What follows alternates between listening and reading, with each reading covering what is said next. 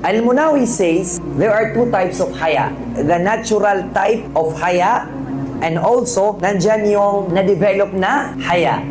May mga tao na inborn na nila yung haya.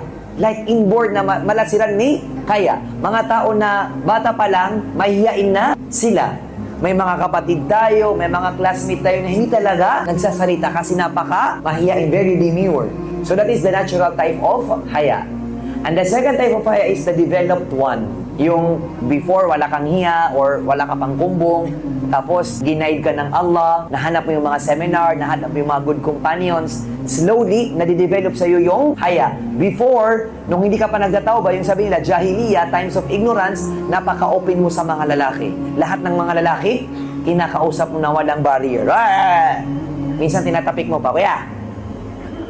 Tapos nung narinig mo yung haya, Allahu Akbar, pati yung pinsan mo, hindi mo na kinakausap. Yeah, that it should be.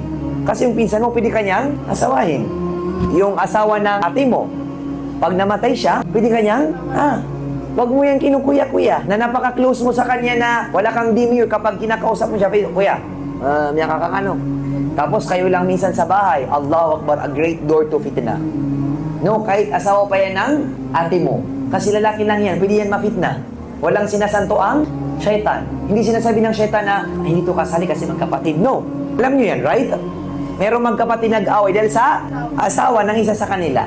Na'udzubillah, nawala ng haya ang isa sa kanila. So you see, walang sinasanto ang syaitan. It could be what? The developed haya or the natural haya. Either way, they are all good. Kung meron ka mang haya, inborn, or na-develop na haya, lahat yun maganda. As we have said, baka maisip mo na, I do Allahu Akbar for 10 years, wala kong hiya. So make tawbah. It will all be deleted and erased.